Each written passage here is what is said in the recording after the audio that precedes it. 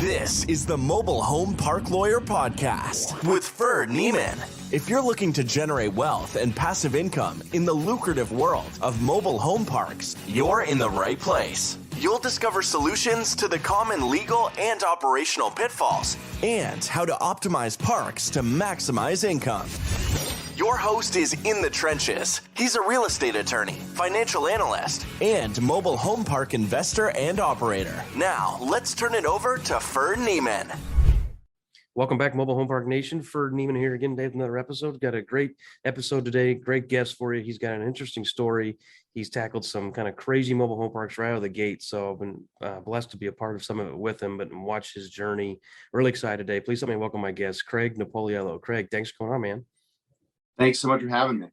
Yeah, well, I'm excited. I finally talked you into doing this. It's been a while. I wanted to have you on. You have an interesting story, and your first transaction is one of the more complicated first transactions that people will tackle. So kudos to you for getting it done. So maybe tell us a little bit more about how you got in this space, your background as to how you got an MHP, and then we'll talk specifically about some of your deals and your team and lessons learned. But go ahead, tell us a little bit more. Yeah. Thank you. So I basically started looking at, I've always been interested in real estate for sort of my entire adult life, but I was, interested in real estate sort of from a distance or, in a casual way. I'd go to a new city and always check out, Zillow or, local real estate listings. But I really started looking at real estate as a potential, say business and treating it like a business in 2019. And I started with multifamily. So I basically, started exploring that, dipped my toes in the water with a duplex, started building from there. And then when COVID hit, my wife and I were, basically were quarantining, or we were, basically sort of off, out of the rhythm of our everyday life, which, allowed us sort of a lot more, free time. I live in New York City and, we just have a busy sort of life. I'm out a lot and that type of thing. So all of a sudden now we find ourselves sort of, sequestered and not going out as much and just a lot more sort of time on our hands. So I used some of that time to just sort of digging more into real estate, seeing what was possible. And I started sort of going down the rabbit hole of mobile home parks and comparing and contrasting, which I think you sort of went down a similar path. I think a lot of folks do, comparing and contrasting the characteristics of MHP versus multifamily. And the more I learned, the more interested I became. So I ended up selling all my multifamilies and 1031ing those, and deciding that I was going to pursue mobile home parks. And part of the thing through that process, which was maybe the most important piece of this, is that I have a partner named Kevin, and so during COVID, my wife and I again were just sort of isolated, like many people were. And so I told Kevin, who's my wife's cousin's husband, I'd met him at a wedding and he told me that he was interested in real estate. So I reached out to him and I said to him, hey, I don't know you that well. I know through the family, you're a great guy and everyone loves you. And I just want to let you know that I'm not sure what's going to come of this, but I'm really sort of digging in and, and learning about mobile home parks. And I'm not sure how it's going to look and again, sort of exactly what the path is, but generally when I, sort of commit to something, I something's going to happen here. I'm not sure what it's going to look like, but something's going to happen. If you want to come along for the ride, I don't know anything about mobile home parks. I'm just learning. I'm sort of, it's at square one.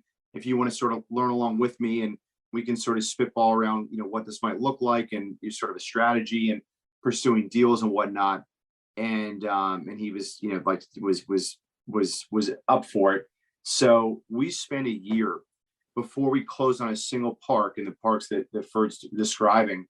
We spent a year talking every day, right? Talking every day, and bouncing ideas off each other, sort of seeing just how we communicated, how we got along. And I see just tons of people,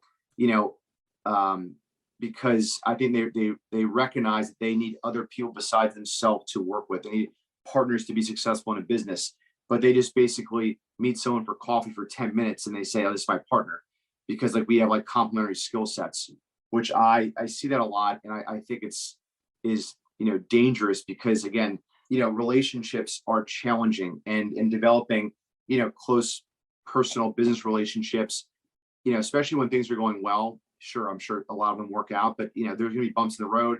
Kevin and I were able to experience that because, we talked so frequently, and so we got to, sort of work out kinks in our relationship and test drive our relationship before we were under contract on a park. So again, we spent this sort of year period, again, talking to brokers, talking to people in the industry. I took a mastermind, sort of boot camp type of course. I did Frank and Dave's, right? As I'm sort of, literally sitting here, by myself in my house, like, in isolation, just like going through Frank and Dave's boot camp, things like that. And so anyway, over the course of this year, I basically got to speed on the mobile home park industry, enough to be dangerous. Of course, I'm still a rookie, very much so, and learning, but I also established this rapport with Kevin that really is, again, sort of the key piece in us, being able to make the leap right into the deep end. So when we were looking, of course, everyone has their own set of limiting beliefs. We're sitting here thinking, you know what, let's get a 32 pad, all 10 on home park and that type of thing. And so then we were presented with a portfolio, a mom and pop portfolio of, I went and looked at the park. I hadn't traveled in like, I don't know, a year. And the only trip I took, it wasn't my wife and I going away for our anniversary. It was literally me going and meeting this owner in North Carolina. So I went and met him, and I went down there to see, at the time, was a 148 pad park, which in my head, I was already frightened by the size of this one park. So, because again, I'd never owned a single mobile home park. And in my head, I'm like, great, we'll get like a 30 pad park, all 10 owned homes, whatever. So I go to meet this guy, and who I'm still very friendly with, and I'm very grateful for. And I went to see this park. There was 148 pads. There was 120 park owned homes. I mean, I was like driving through with this guy. It was like a city. And I was basically freaked out in my head about like, how can we take this on? We have no experience and whatnot. So then, getting to know this guy and sort of trying to understand where he was coming from. It turns out that he had even a lot more than that. So as we build our relationship, we find out that he wants to sell. He has 270 pads. He has 80 apartments, an office building, 22 single family homes. So basically a whole pile of stuff. I don't remember. We got 10 mobile homes that are in the city on land. We got 10 double wides over here on land. That's right. We got a 5-unit park. We got a 37-unit park. There's an office building. Yeah. It comes with staff. The whole exactly. So they were doing, I use this term lightly. They were doing their own property management, but again, there was a ton of deferred maintenance and just a sort of a different way that we would run our business. But either way, so now this is sort of, this opportunity is presented to me, and again, something that I would say to anyone that's looking to buy their first park, to basically to identify like of course there's gonna be tons of things you don't know, but identifying the things that you don't understand that could really hurt you, right? So in this example, this park, I thought to myself, again, I was scared as shit basically. So I said to myself, though, if I think this is the right opportunity and this is a good value, I should want this to be as big as possible, right? Because any real estate investor will tell you that all their best deals, in hindsight, they wish they were 10 times bigger, of course, right? Sure. So I try to take a step back and evaluate this through the lens of like, is this a good deal versus like, oh gosh, this is so big, and look at the variables that were overwhelming to me. Instead, to take a step back, take a deep breath, and say, is this a good deal? And if I'm unsure if it's a good deal, are there people that I can lean on that can help me understand if it's a good deal or not, right? So again, as I mentioned a moment ago, identifying some of the issues that really freaked me out. So legal and zoning was one of those. So we worked with Ferd. So we basically reached out to Ferd and retained Ferd and his team services. So all the legal and zoning stuff, and Ferd can attest, this was messy, and there was a lot of hair, a lot of things that easy to misunderstand. So pretty much all of the legal and zoning stuff and that expertise, we put on and Ferd his team. So again, that's something that again, if you listen to Ferd's podcast, there are there's scores of episodes that are, cautionary tales around legal and zoning, right? And what can go wrong if you don't properly cross your T's and dot your I's. So I covered that with Ferd. I then thought to myself, due diligence, as many things as I've read, as many videos I've watched, do I feel comfortable doing due diligence on 270 sites? And the answer is no. So we hired, due diligence partners. And again, they made us, and again, we all worked in tandem as a team. And so I was able to Kevin and I were able to get comfortable with this deal because we partnered with folks that were experts they had domain expertise in areas that we did not feel comfortable in. And we knew that if we miscalculated, could basically sink us, right? So the reality, now looking a year back, we've been in the deal, yes, we had 1,000 paper cuts and we're still standing, right? So it's mitigating the risk that might put you out of business, which I felt that we did with, hiring you and hiring due diligence partners. And it's one of those things, again, this is my perspective has changed as I've gotten older on this. But, of course, when you think of first of all, the scope of the project that you did and the due diligence partners did was large and complicated and messy. So of course it's going to cost a lot of money, right? But I mean, that's something that perhaps 10 years ago I would have shied away from.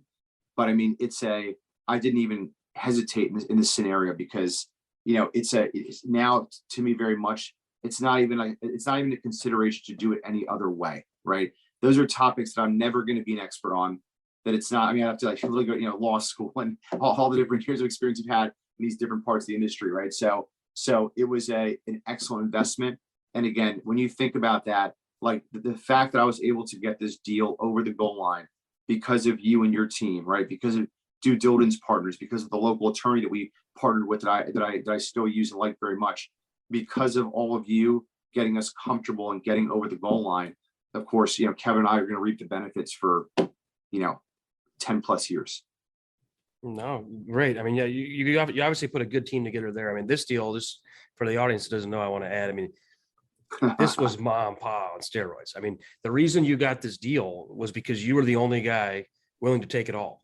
Some people I'll take the nice park. You're like, I'll take the nice park and the average park and the little park and the bad park and the duplexes and the storage and the office. And oh, by the way, there's 100 titles that you haven't seen in forever. I'll take I'll figure out the 100 titles also. And and your lender got along with it, right? And it was that whole process. So I mean, yeah. Tell me a little bit more about. I remember just the seller had staff even that came with the deal, and some of those staff were had two jobs, in the county and working for the park, because that's what it took to try to clean up some of the paperwork and the bookkeeping and all that. I mean, how did you navigate all that? And then, have you even got through all that yet, or was there so many loose ends that you're still having to go through them all? Yeah. So there are, so I guess to go to sort of the beginning of the story of how did we get through it at the beginning? There's just some sort of things that, basic things that you sort of hear on a lot of, say, successful journeys, right? Is it it's just, sort of grit and hustle. I mean, listen, Kevin, my partner in this is, has a tremendous work ethic. He put in a ton of hours. I mean, also on top of that, right? We, like Ferd's describing, we had a team in place there, right? That we inherited from the last owner. And why did we choose to do that versus just being hey, this is not a great fit for our long-term vision. Those folks were, I live in Brooklyn, New York, right? All these parks are North Carolina. All the folks there, except for one person that basically, left the first week, all those people are great people. They're local people. These are local jobs. They again, there's, you mentioned, there's a woman that worked with us that, that basically was had her, had a relative down at the DMV helping with the titles. But the thing is we treated all of them extremely well, and, basically treated them like we've been working together for a long time, and, got to understand them, got to understand, what it's like living there and working there in that county. Because the reality is that we're the outsiders, right? Kevin and I are coming in, Kevin lives in North Carolina, but he's in Durham. But for us to come in and, sort of displace these folks that are honestly all great folks, would have been a mistake, right? So completely understand the dynamics of having your own team, building your own team, which I think we've done at the right pace. All those folks were, who we all still, the ones that don't work with us anymore, we still keep in touch with and speak to, are all great people. We're all hugely, valuable at the beginning, right? Like helping us navigate, like, who do we go to the DMV, right? Just like that's an important question when you're navigating 100, lost titles, right? So things like that. Maybe we're at this point now, we're very friendly with like the sheriff's department, all these local folks. At the end of the day, like, we are coming in to their world, right? And we have to be respectful of that. So I think that was a huge piece in us being able to tie up all these loose ends, is that we immediately, ingratiated ourselves with all the local folks, and all those employees that we inherited helped us do that. No, that's good. I mean, I know that you mentioned before too. I mean, Kevin obviously is more boots on the ground with you being in New York and him down in North Carolina. How is that infusion into that market? How is that working now? I know we've talked about kind of the market dynamics right now and the competitiveness for deals. So, but you're still finding deals. Tell us about that.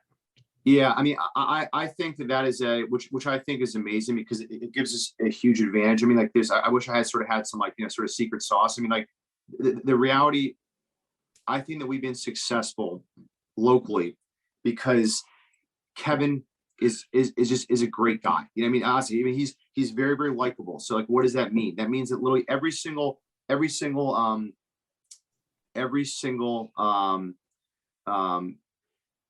person in the public offices there, right, that we all deal with as mobile home park owners, the health department, the fire department, the police department, right, all these zoning, planning and zoning.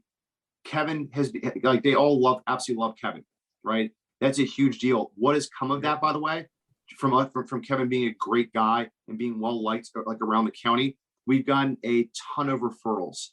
So at this point now, we're basically, once we close the deal that we're under contract, and we'll be at 500 pads in a very, very close proximity. And again, we are not buying those deals when we get an email from Mark Samoa Chapter Capstone. Obviously nothing against that.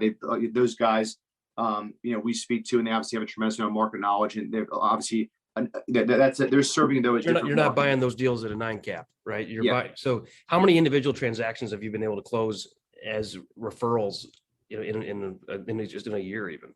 Probably 5 parks. Just on referrals. So that's again, awesome. Five parks off market in one geographic footprint that I didn't get to see. I didn't get to bid against you, right? Yeah. You guys did. You made an impact in one town. I've bought a couple deals in referral, and it's like, this is amazing. One time I was even a broker referral. I was like, hey, just go to this guy. I had one where the city called me. Hey, we got a trailer park here. You want to buy it? They wanted me to turn it into apartments, but I ended up buying it as a mobile home park. But it's like, that was awesome. I didn't have to compete with the rest of the market. It's honestly like it's almost like it's almost unbelievable. And you hear about like this this unicorn of like the true win-win scenarios. And now that we've lived it, we've seen it. We have at this point now, because again, at this point now, we're so sort of entrenched in this market, and people know us, and we've sort of built out our reputation in a very authentic way, literally from like Kevin going to people's houses, introducing himself, sending follow-up notes and gifts and whatnot. At this point now, when we meet an owner, we basically introduce ourselves, and we say, and when we start talking about conducting business together, we say, we have several other local owners that have sold to us in the last year that would be happy to speak to you and attest to the fact of how easy we were to deal with. And it is again, it's just super uncommon in this market because of how many people that are chasing these assets, is that we literally have, still now we're still in touch. All these owners that we bought from, we're still in touch with all of them. We're still friendly with all of them. And they are literally, they will literally reach out to Kevin. Again, the sort of the true win-win. We were able to buy the parks with enough meat on the bone for us, and to make the improvements that we want, and to get the valuation that we want, and all the things that us investors are looking for. But then on the flip side, we literally have people still that like close. There's a woman where we in the county where we operate. We closed her park in September, this is not a 5-pad park. This is a 73-pad park. And we bought this park from her, and she's referred us to several people herself.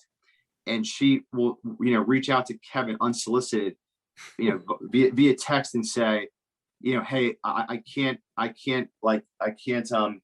describe, what a burden that park was for me, and how I can sort of live the life that I want now, enjoy my children and my grandchildren, and, basically thank you. Wow. Yeah. I have a little old lady. It's a great feeling. That is a great feeling. I have a little old lady that I wish had the same attitude that we bought a park from, and she was like 90 something, and she was in escrow. She's like, well, in case you guys don't close, I'm still doing work. She was laying laminate flooring herself on her knees, like 3 days before closing, spending all our cash. She had mobile homes on credit cards, which we didn't find out till post closing, that a couple of them had quote liens on them because of credit cards, where it wasn't really a secured lien, but then she was being difficult because we were still had to get a couple titles from her and get that cleared up. And then she sold them out from underneath of us afterwards. And I was like, we saved your day. Like, yeah, you literally get to retire. We give you a life-changing amount of money. You can take care of your kids. You got all this money. And here she was post-closing, trespassing. She was going around telling people that, we bought the park. We closed on a Friday. That weekend, she was going around to people saying, hey, you still owe me $5,000 in terms. I didn't sell this home to those guys. If you give me $3,000 right now, I'll give you a quit claim deed right now. And we found out about it. We're like, lady, we have a bill of sale. Some of them had titles, some of them had lost titles that we had rights to, and your power of attorney that we could start working on Monday. And she was like, yeah, but I had till the weekend to try to get a couple more bucks out of them. And I was just like, I thought we did it right, but apparently we're not as smooth as you and Kevin. And we've had some good relationships with sellers for sure, and it's important. But this lady in particular, I'm like, we literally gave you a life-changing amount of money in your 90s. I mean, $500,000 on a park that she was literally laying flooring on. Like, we give you $500,000, and then you're going to stiff us. So you're doing it right. That's for sure. If the lady's texting you after the fact, thanking you. So kudos to you guys. Yeah. And we're still, again, we basically now turn them into basically, testimonials, and they've her and others have basically offered up. Again, we say to people, hey, we can put you in touch with other owners that would be happy to speak to you about their experience with us, which is just goes a long way, right? With folks. And it's basically, it's something that, like, I would say for a beginner, right? It's like, this is a very competitive space. So, how can you compete, right? I mean, like, again, Kevin and I aren't going to be able to compete with Blackstone, right? I mean, like, on some 278 pad park that's being marketed and, call for offers type of thing. So, how can we compete is that, we're in a market that basically now we know that market, I'd say better than most people, or maybe anybody. And so we're doing unscalable things to find these places, right? So I completely understand that we want to have scalability in our business as well. But Kevin does things, as an example, when he's like driving to our parks, if he drives by a park, he pins it on his map, and he will go back there in person, right? He'll go look up the information, he'll go back there, and then go knock on their door and introduce himself and tell them about what we're doing, and, offer help, because we're obviously, neighbors and peers with them. So, so yes, you can't do that. I wouldn't suggest doing that 10 hours a day, every day of the week, but that, a mix of that, I think, can go a very, very long way. No, I agree. I mean, scalability is obviously huge for business in general and automation, but there's some things you can't effectively scale to automate. Lots of people can send postcards. Lots of people can. I get robocalls, and it's from a client, and I'm like, he knows me, but it's not him doing it. His robocallers leave me auto voicemails almost every day. And they don't even say which park. They don't say which park they're looking for. I mean, they assume I'm a mom and pop that owns one park. Like, hey, I drove through your park, and I'd like to make you an offer, a real fair offer, and we can close cash and close fast, or we can help with your tax situation. Call us. I'm like, that doesn't work. It doesn't work. At least doesn't work, that effectively. So what you guys are doing, while not scalable, I think is the right way to do it. Yeah, there's certainly some benefits. I mean, there's a park that Kevin called me on the other day. Again, same thing. Like, it's basically like a woman who sort of runs her operations. It's like, it's her daughter's like high school friend, and the guy's the maintenance guy at this park.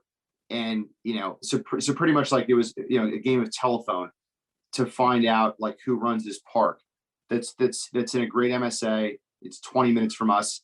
So Kevin physically went there and spoke to them. And they said they've literally never spoken to anyone ever. Right. And this is like I want to say it's a 58 pad park with like 100 acres. So, I mean, this is like a real asset. And they said they'd never, ever spoken to anybody ever on the telephone or in person. So now, like, who knows what comes of this park, but, we have a real crack at it. Yeah, no, that's great. So that's obviously a good strategy for acquisition. Tell me, and you talked about acquisition, you talked about kind of local market and fitting in there and building rapport. What have you guys done that has been easier than you expected getting into space? And what have you maybe done that's been harder than expected that you didn't know right out of the gate, or you haven't figured out yet that maybe our listeners can learn from? Yes. So I mean, I could literally talk for 10 hours about like all the, basically all the, cautionary tales and things we learned the hard way. And so I would say this, and I want to focus on sort of the things that we've learned, by getting knocked down and getting back up, is that, this is not first of all, what I've learned in this year, Kevin and I, we both absolutely love this. We absolutely love this business, and we're going to be doing this for a very, very long time. But this is not it's not a passive. This is not a passive business. So I think some people probably read things about 10 owned homes or sort of the lowest maintenance type of real estate. All those things may be true, but I mean, this is not people think of passive like they're not doing anything. And obviously I won't get into it. I was asking Ferd before we got on the podcast, hey, like, what's your sort of most recent crazy tenant story? And I won't go into it. That's his story. But like my point being is like, things do happen every single day. Houses burn down, people get the cops called on. I mean, things happen every single day. I mean, that's because, in real estate where there's, where that are dwellings, humans live in there. Humans make mistakes. Humans do dumb shit. So, I mean, like that's part of the business. So I would say that if you're going into this thinking like, hey, I'm going into this because this is like a piece of cake, like you're going to have this would be a big surprise for you, because it's not easy for sure. Right. It's not easy. I think it's well worth it for us, at least, right? If you like it, if you like real estate, if you like, all the fundamentals and the nuances of building a brand, building a community, giving people like a great place to live, that then great, definitely worth pursuing. But it's not like, it's not the version of passive that a lot of people, I think, promote, right? There's real work that goes into making this successful. Yes, if you want to be a slumlord and not respond to your tenants ever, then I'm sure it's more passive. But if you want to have a high quality, well-respected business, it takes a lot of work. And so we have learned that through trial and error, and being in the business, understanding that, and we absolutely love it. So we're going to continue to grow and can't wait to be in this business our 20 plus years. Some things that we've learned, and I think probably going into it, right, there's a lot of sort of preconceived notions like, what does this mean? I'm going into the mobile home park business, and I had owned apartments previously. So I had in my head, I was sort of drawing parallels and comparing that business to this one. So I would say that park owned homes. I actually love park owned homes, and I think that the park owned homes, especially with what we're seeing in the market now, with all these inflationary trends touching pretty much every asset, I think that in general, park owned homes are very undervalued. And I think that we've been able to extract a lot of value and equity from deals based on how people are pricing park owned homes. However, like a park owned home that is like beat to shit is a ton of work to fix. It's a ton of money. It's a ton of time. So luckily I sort of like, overfunded this project just because I'm a conservative person, but and so we had, the liquidity to take care of it, but I certainly wasn't thinking, per park owned home, that when they are in bad shape, and you promote this, which I'm sure I listened to the podcast that went over this. Frank and Dave say this, but like, did we go through every single park owned home and grade them and give an estimate to what they would cost? we did not do that. Now we do that. Now we're basically running a contract in a park. Kevin won in every single park owned home. Him and our head of maintenance won every single park owned home, right? So again, park owned homes, I think the net of them is they can be an excellent value, and the people sort of underestimate their value. They're undervalued in general, at least the ones we've seen, because people don't want to deal with them. But if you get park owned homes, a lot of deferred maintenance, it's way worse than an apartment, right? Because you have like floors and roofs, a lot of things you don't come across in a sort of a beat up apartment. So that was that to me was the biggest one. Park owned homes. Yeah. Park owned homes. I mean, to me, it's a love-hate relationship. Obviously it's nice to have the extra assets. So if it's free, you didn't factor it in your purchase price and the cap rate, or you paid minimal for it. Like nice. I got a home out of this. Yeah. And it's nice that you get top line revenue. What I don't like about them is what you said. Sometimes you give them, they're in rough shapes. Like, man, this is going to take me 2 months to renovate this. Totally.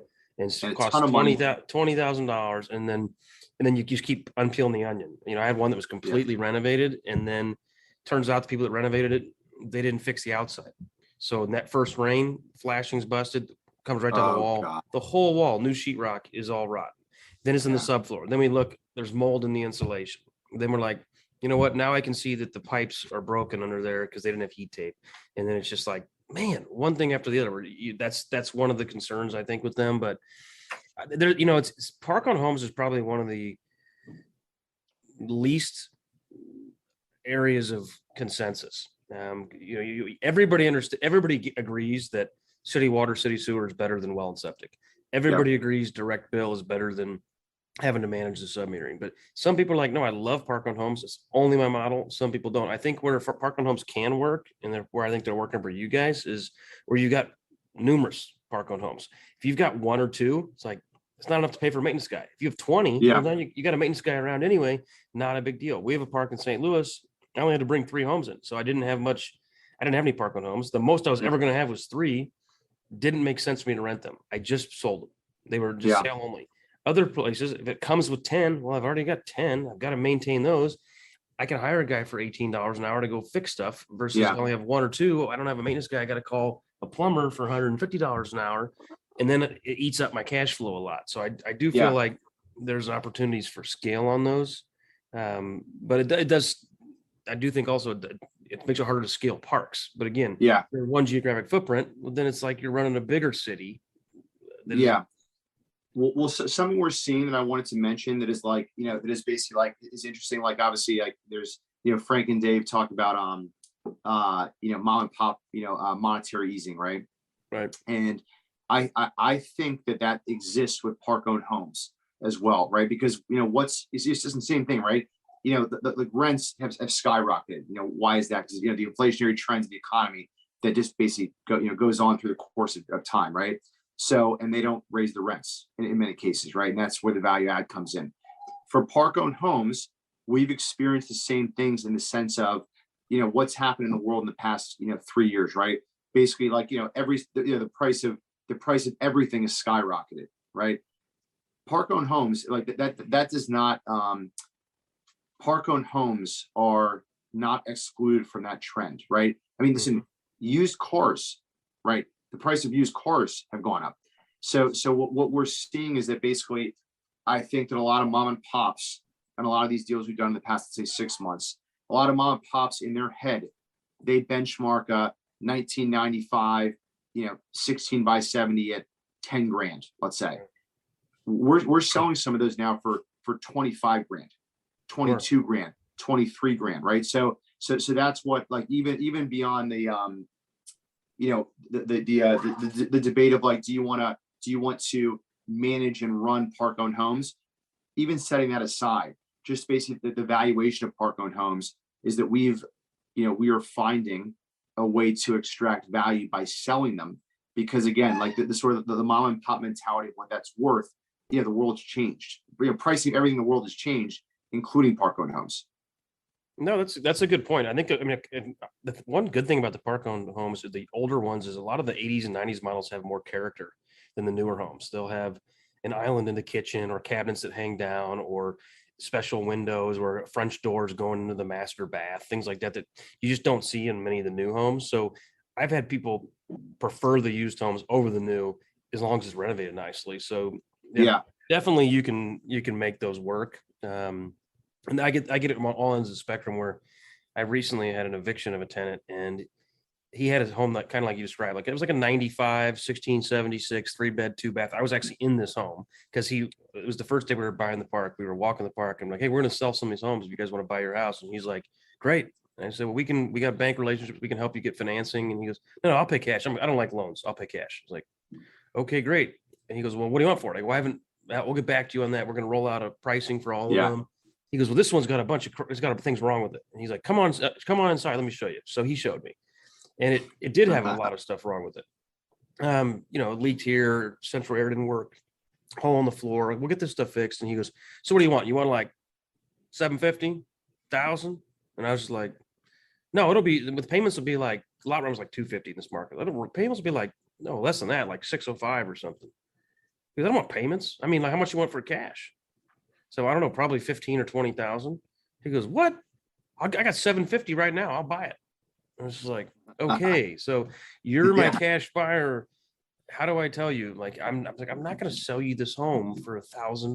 That's a 1995. And he couldn't. He thought I was just the worst guy around. I'm like, I go, literally, this is worth 15 as is. If I fix it up, get a 20-year bank loan on it, or 15-year bank loan, I could probably sell it for 25, 28. Yeah, and that's exactly what we're seeing as far as like, we're selling, sort of like, as is type of stuff for, 15 to 20, right? And like, especially when you get to like the 16 by 76s, 3 beds type of thing, like the 3 beds for us are flying off the shelves. I mean, if you think about it, in that same market, these double wides on brick that were like, $50,000 now fixed up, they're 150, right? So I mean, like, so my point is like, it's something that we're just, exploring, doing a lot of sort of testing, is that, don't underestimate the fact that, like, all of housing in America is skyrocketing in price, right? So that's still that, a rising tide lifts all ships.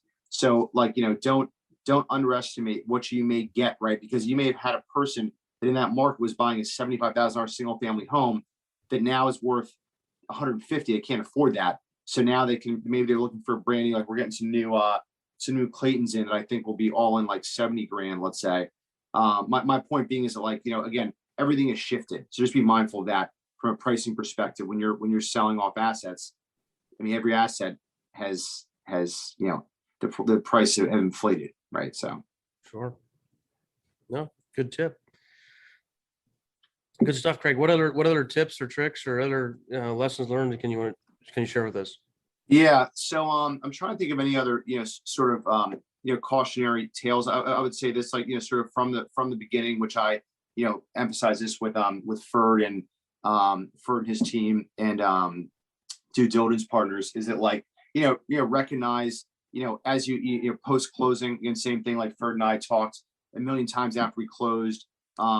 And that was, very, very helpful. But, like, just understand the sort of the pillars of any business, mobile home park or otherwise. Legal is one of them.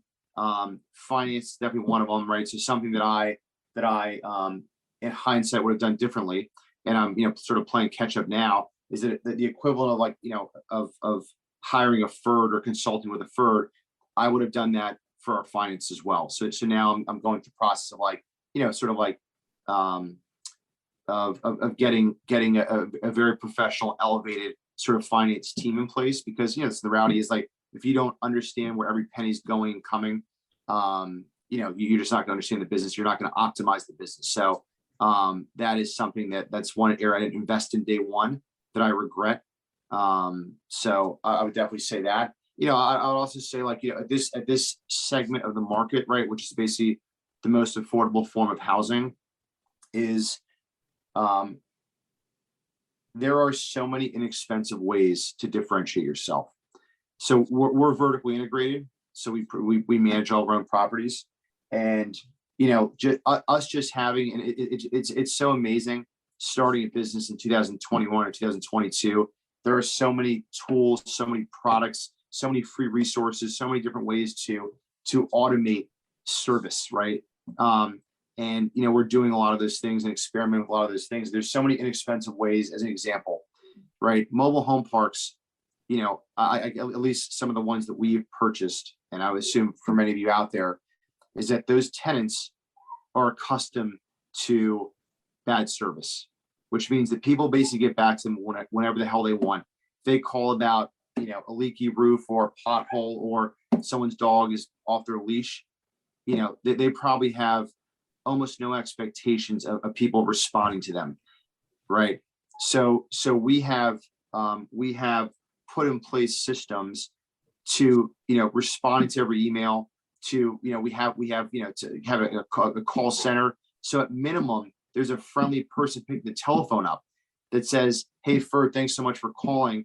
Let me know what's going on," and take notes on that and then distributing it to our team so that we can get educated on the issue and get back to them. Like things like that are very inexpensive, especially if you're talking about for those of you out there that have 250, 500 pads or more, or looking to scale a business.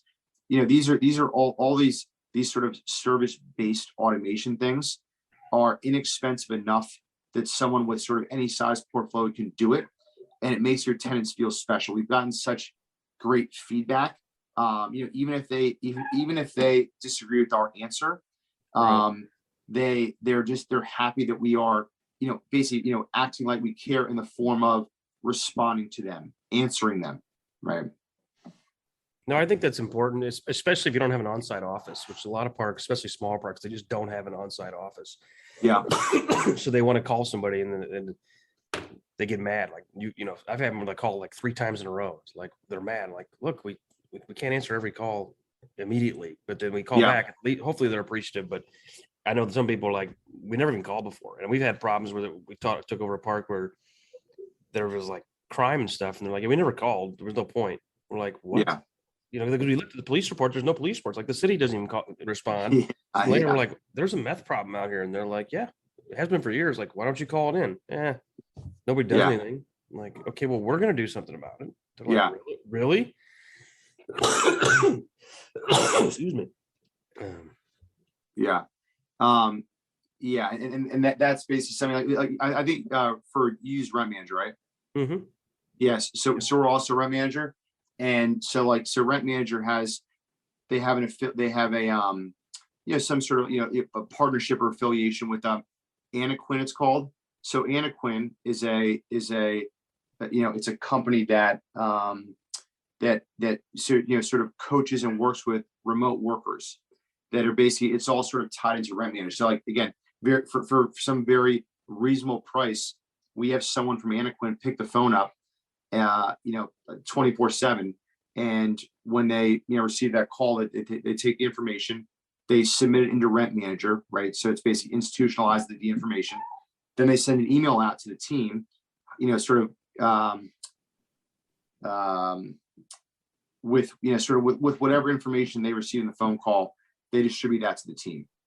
So again, very inexpensive, allows us to be super responsive. At this point now, we tout this to folks, like knowing that our competitors aren't doing any of this shit, right? I mean, no one's answering. Our some of these owners used to not answer the phone. Period. All of a sudden now we're saying, hey, we have 24/7. We have 24/7 call service, right? I mean, again, are we going to fix their loose doorknob at midnight? Of course not. But at least someone's answering them. They feel heard. They feel responded to, right? So we've got a great sort of response there.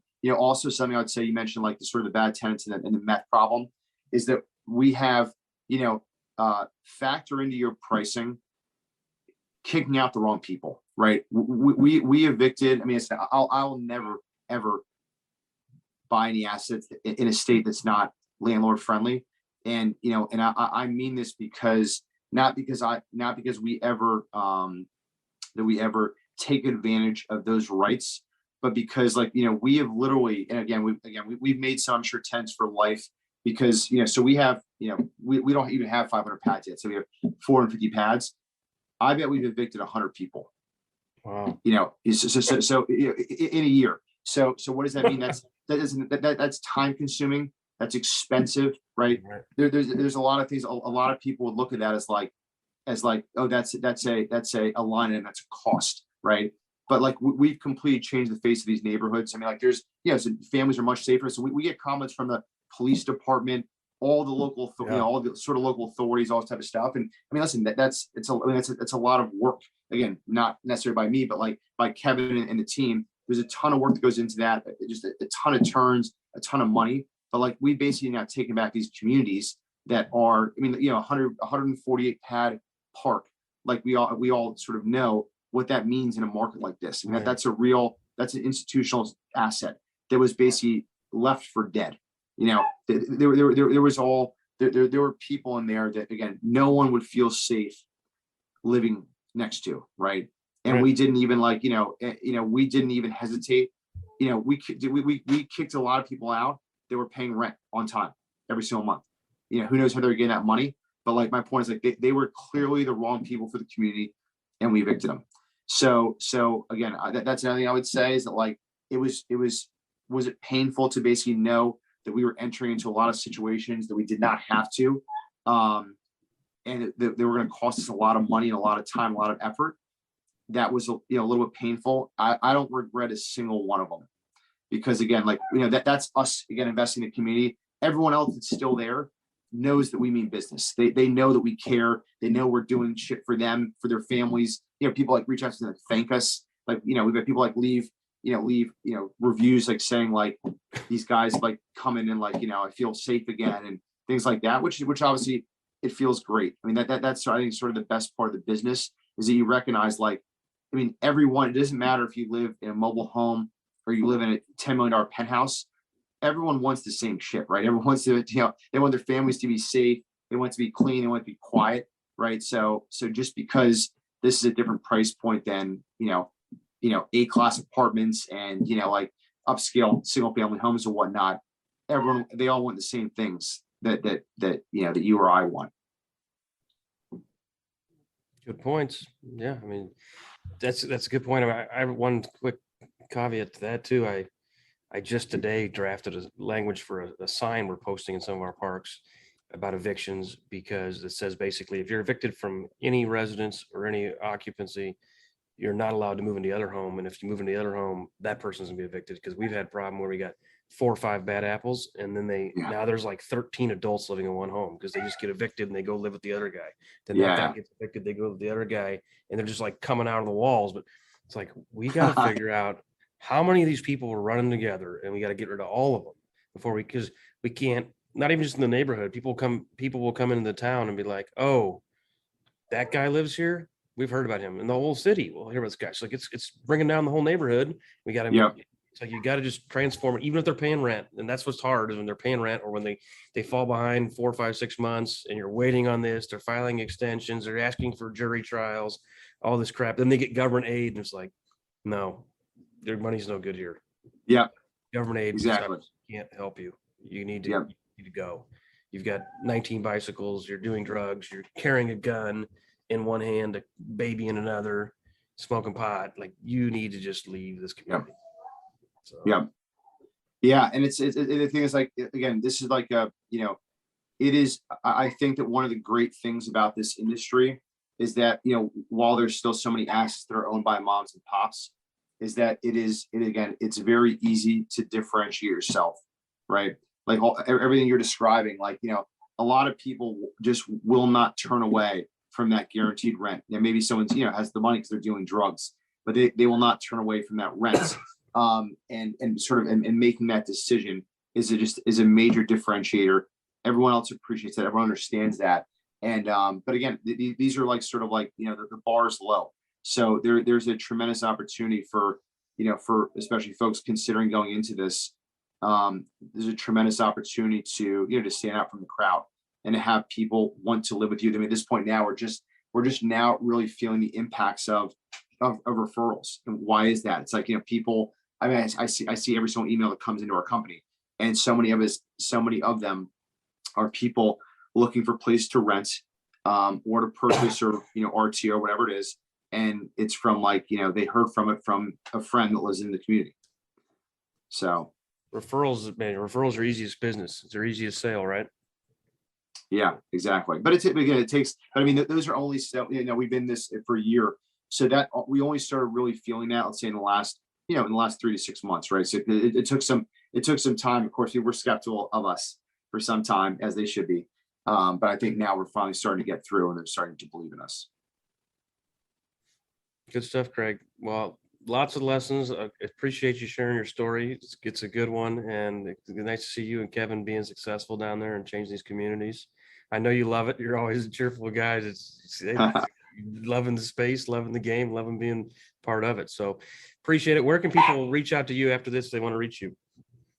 Sure. On my email is Craig, CRAIG, at 40 Oaks, which is 40oaks.com. So Craig at 40oaks.com.